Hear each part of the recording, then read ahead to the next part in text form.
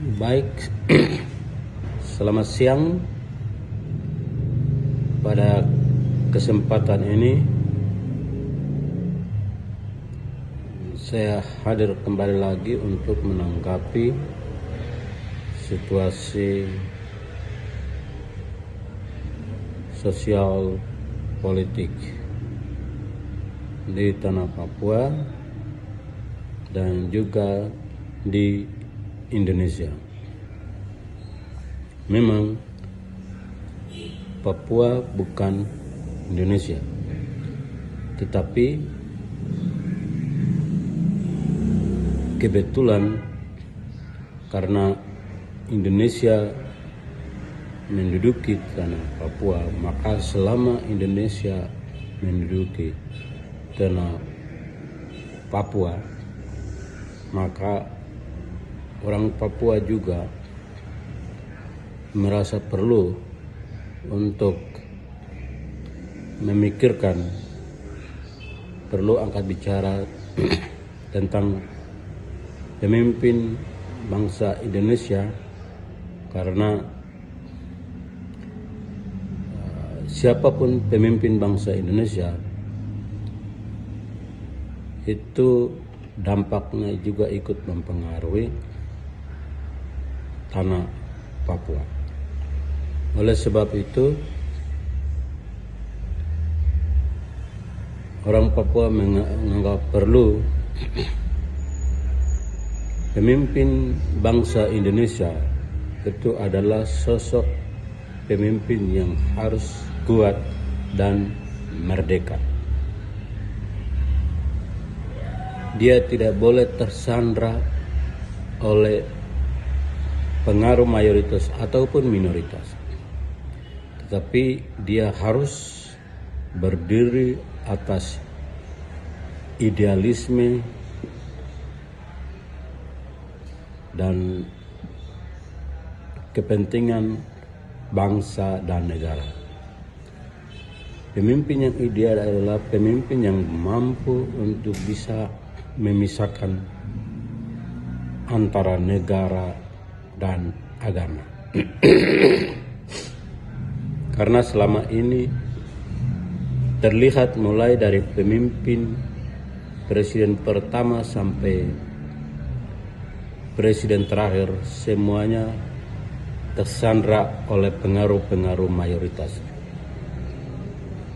sehingga penegakan hukum, bahkan pengaruh TNI Polri pun ikut tersandra di dalam mayoritas dan minoritas, terutama pengaruh mayoritas di Republik ini. Sehingga kredibilitas pemimpin negara maupun TNI Polri dan penegakan hukum ikut dipertaruhkan, sehingga hampir seluruh warga negara Indonesia merasa tidak nyaman hidup di negara ini, karena negara ini memelihara diskriminasi, seolah-olah hukum dan semua fasilitas di Republik ini adalah milik mayoritas.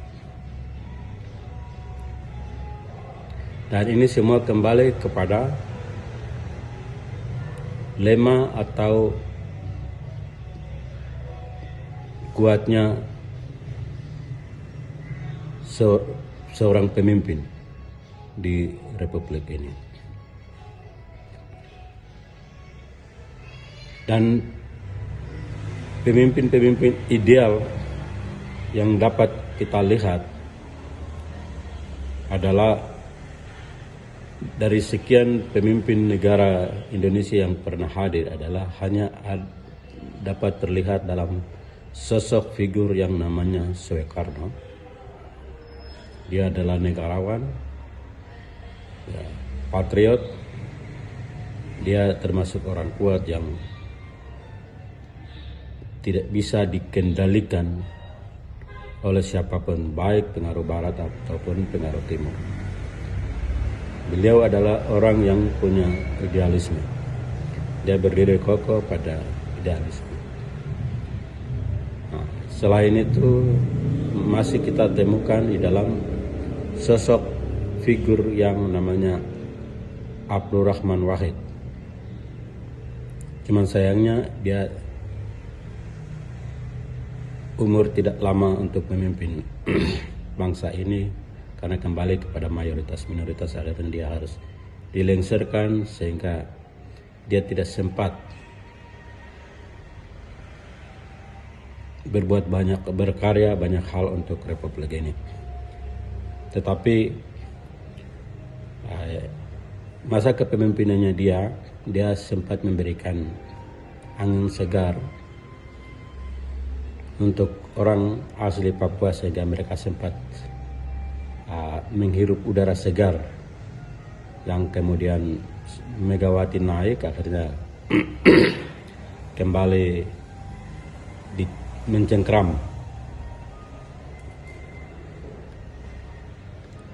kebebasan orang asli Papua, sehingga kembali lagi orang asli Papua tidak dapat menghirup udara segar. Akhirnya